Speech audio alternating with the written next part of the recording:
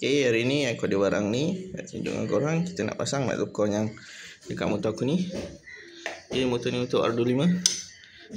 Ni dah buruk dah, putih-putih dah. Okay, kita tukar yang ni. Okay, jom.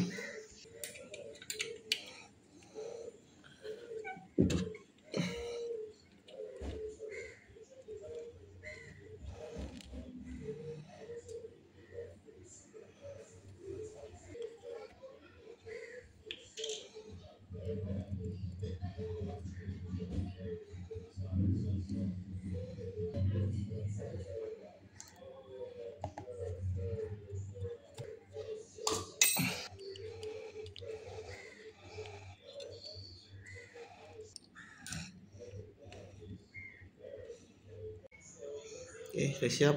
Oh, ngam teruk.